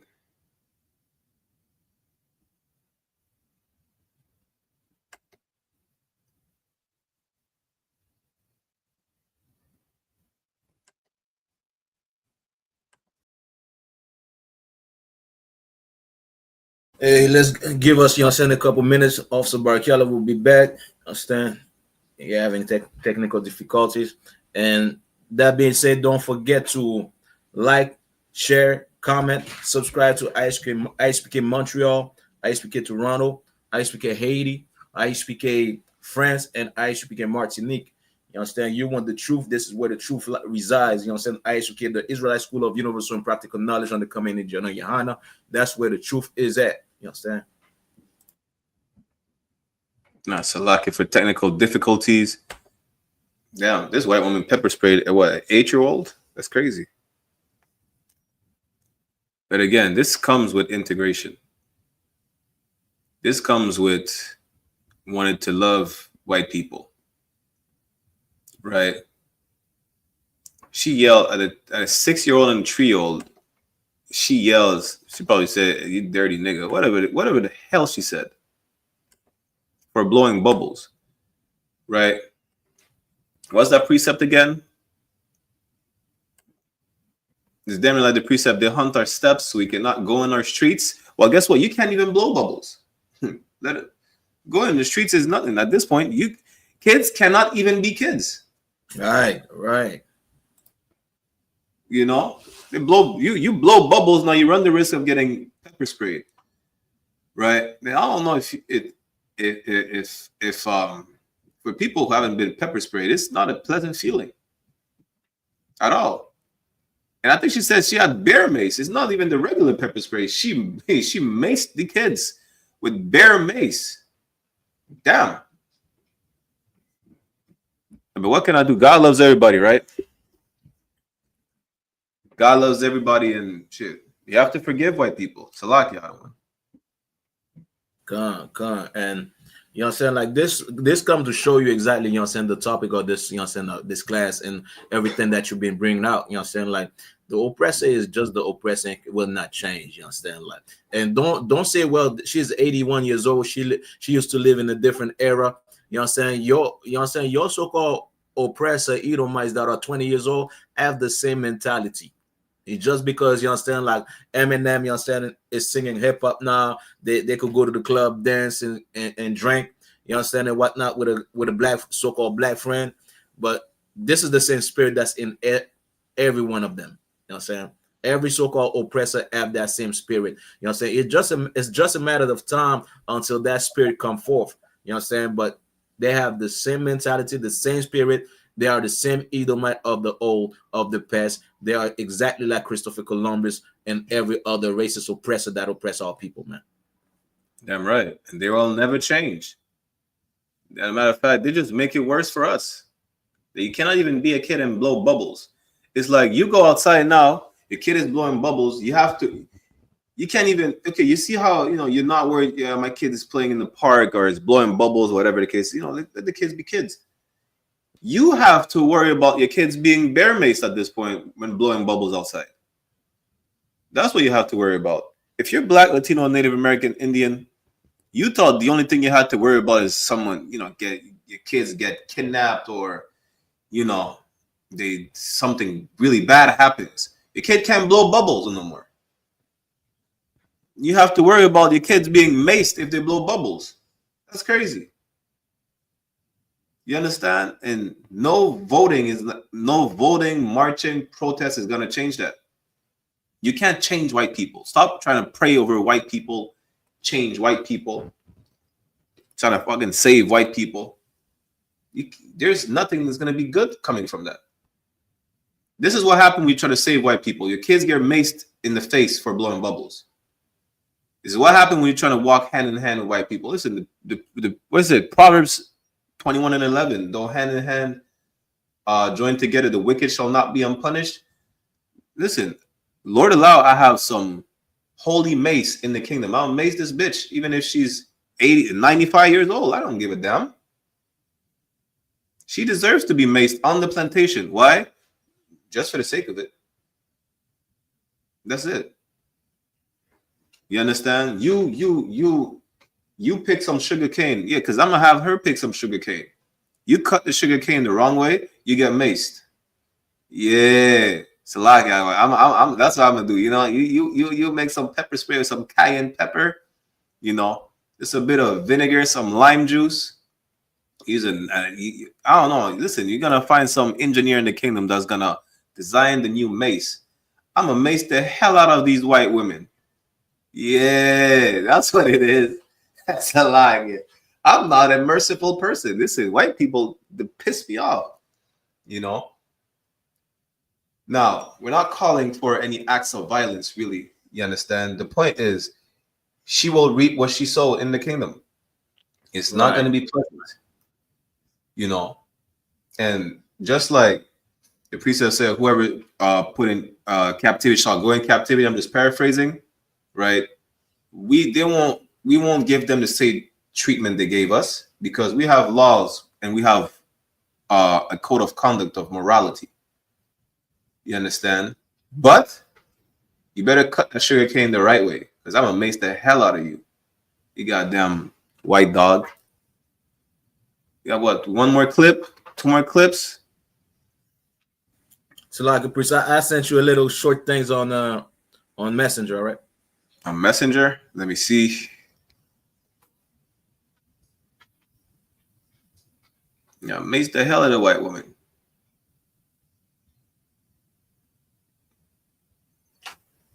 That's a clip too. It's the hell out of that white devil. Let's see if I could pull it. It's a lock yet. 1 second.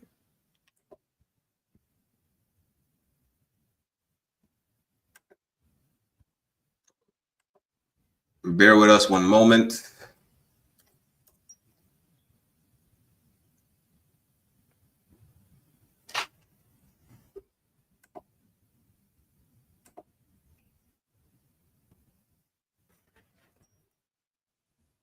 Good night.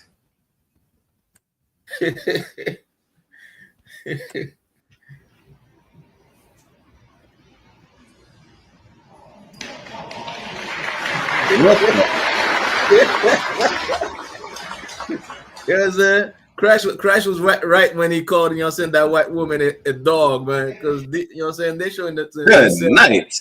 they are dogs. So like, yeah. Good night. Listen. Damn.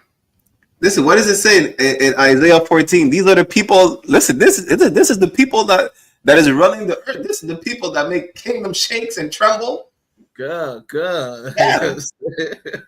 Now I understand why they kiss their dogs in the mouth. I absolutely understand. Right. You know what I'm saying? And don't forget, Christ called that, you know what I'm saying, that white woman a dog, man. You know what I'm saying? So Christ was right. You know what I'm saying? Christ never wrong. So, you know what I'm saying? Christ never wrong. Call the white woman a bitch. Dogs. Yeah, damn. You can't make this up.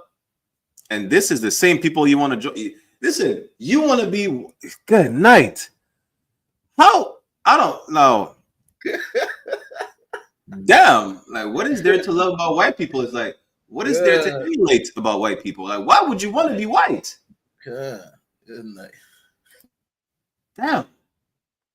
And then they dare call us animals? Right. Right. What is he gonna do next? Lift his leg and take a piss? Good fucking night. And so like somebody said, you know what I'm saying, Diddy parties, you know what I'm saying, has nothing to do with white people, man. You know what I'm saying? This is worse. And you know that they're gonna be, you know what I'm saying, in the indoors doing even worse with, you know what I'm saying, that damn Edomite with, you know what I'm saying, with that dog head costume and everything. You know what I'm saying, they're gonna be wilding, you know what I'm saying, wilding out, you know what I'm saying, like in private. Yeah, white people should not own pets. If you know any white person with a pet, call the SPCA. call it SPCA, the police, the FBI. Listen, you it's a good night. We think we have it bad. I pray for the pets.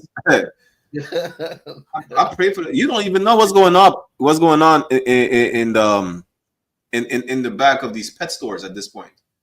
It's like, damn, the pets always have a sad face. I understand why. Right. I pray you understand. You can't make this up. Good night. Listen. And it's a crazy part. There's the one that's wearing a dog mask. The other one is wearing a skirt. Right. I realize this man is wearing a skirt. Damn.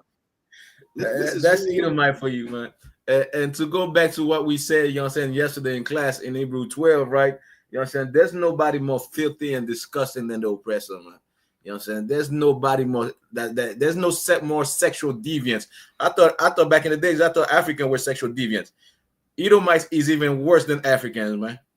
Yeah, if you thought like the heathens, you know, okay. Do you see the first clip we played, right? With these pedophiles going camping. The Afghani people have the Bacha boys, but the Bacha boys ain't got none of the white people. Listen, it doesn't matter how deviant these heathens are. White people are the pinnacle of deviancy. God. You understand? Now you think the Saudis and the people in Dubai are doing crazy stuff to our sisters by shitting in their mouth and giving them 10 bands? Shit, imagine white people. Imagine what's going on Epstein Island. Imagine Hugh Hefner. Good night. Just Hollywood. Good night. Just your average white dude. Your average white person. You understand? Your average. Good night. Damn. Good. This shit is wild, man. You know what I'm saying? The oppressor must be stopped on the earth, man. You know what I'm saying? If the oppressor is not stopped, if Christ don't come back and we establish, you understand, like righteousness on the earth, you know what I'm saying? If we don't step up as Black, Hispanics, and Native Indian men and, you know what I'm saying, like, and overtake this earth in all total righteousness, the oppressor in, like, you know what I'm saying, like, so like, if the oppressor would have like another 50 years, you about to see this thing in every school. You about to see this in every school. They're gonna have your kids, you understand, dressed as animals, you understand, rolling over, humping on people's leg and everything. You know what I'm saying? So this is why we got to step up as Black, Hispanics, and Native Indian. Think about the future, man. Think about, and you see all the other people, you know what I'm saying, all the other Edomites sitting down like it's a show. Yeah. Clapping and being happy, you understand, being merry, you understand? So You know what I'm saying? Like, this is why we got to Yo. step up, you know what I'm saying, that so-called Black, Hispanics, and Native Indian, because your kids might be, you know what I'm saying, like, this might happen to your kids in school, man. You know what I'm saying? And next thing you know, they're going to be in the woods, you know what I'm saying, with a pedophile, with an oppressor, Edomite pedophiles, you know what I'm saying, being molested on, you know what I'm saying, and whatnot, going through so many traumas, man. You know what I'm saying? Like, this is wild, you know what I'm saying? The oppressor, you know what I'm saying, at his time, and I pray to God, you know what I'm saying, Barakata Yahweh Yahweh Shai, you know what I'm saying, like, you know what I'm saying, they put a hand on this oppressor rulership, because this is too much wickedness. You know what I'm saying? When the Bible talk about, you know what I'm saying, all the foul birds and spirit, you know what I'm saying, on the land, that's what it's talking about, man. You know what I'm saying? It's talking about all the deviancies, you know what I'm saying, also of the so-called Edomite, the oppressor, the devil the Bible speak of, man. So like it. And I can't believe I'm gonna say this, but there's a brother in the video. Yo. God, yeah, you know, Edom is always gonna have a house slave. Huh? You know They got their house nigga in the video. I was like, damn, yo, that is crazy. Yo, out of all people, there's a nigga in the video. Yo, listen. The white man must be stopped. With that, I'm gonna, we're running short on time. I'm gonna start a new series. I'm gonna start a TikTok series. You see how we're bringing the short history tapes, right? I'm gonna bring this to the table. The white man must be stopped, and here's why. You see this shit? Good night. Your kids are not safe around white people. Good. Your adults are not safe around white people. Good night. The trees are not safe around white people. A white woman married a tree. They're getting the tree, sleeping with the tree. You know what I'm saying? Like, she must be. They had a report a couple years ago where they're having sex with, you know what I'm saying, with the leaves and the trees and everything. Hey, listen. You see this? This is why they made Groot, because they fantasize about sleeping with a tree. This is the origins of the character Groot, because they wanted to sleep with a tree. The white woman married a tree. Now you have Groot. God. Good fucking night. You can't make this shit up. Like, how out of all, like, the way they made the character, he looks like a human tree. She wanted the wood. Now she got it. So like she wanted to be into the Jake church. Good night. Hey, listen. We're running short on time, right? This was other episode. It's a successful episode of One West Ground Zero podcast. You understand? Point zero in French, right? Hosted by Officer 1000 Adiyar, myself, Officer 500 Barak Yala, with the I.S.U.P.K undercommand and John YAHANNA. Tune in. We'll be here every Sunday afternoon, 1 p.m. to 3 p.m. Eastern Standard Time, right? Never forget that the white man is the goddamn devil the Bible speaks of. Shalom. Right. Check me out, dog. Roll the window up, man. The water.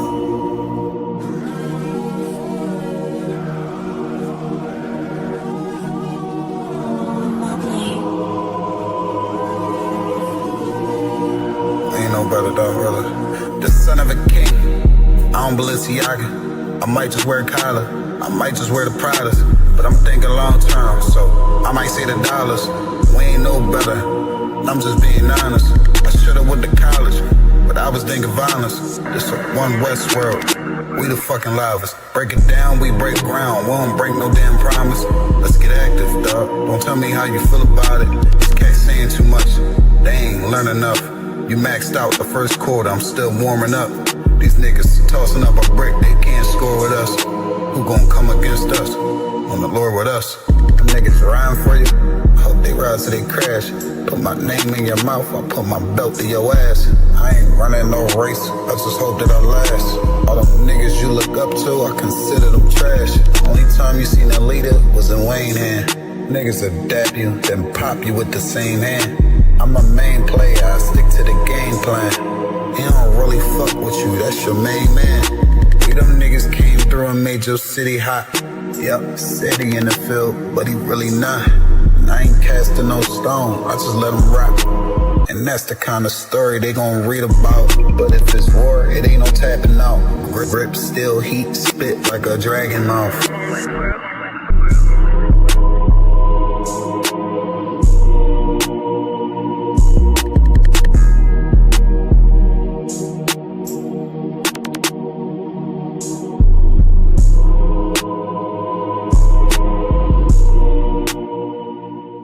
Hey, listen, brothers and sisters, man. If you like what you hear, hit the subscribe button, man. Subscribe to this channel. And also, please, go to isupk.com and pay your tithe. Drop me some cash so we can move around this planet like we need to, man, and do the things we need to do.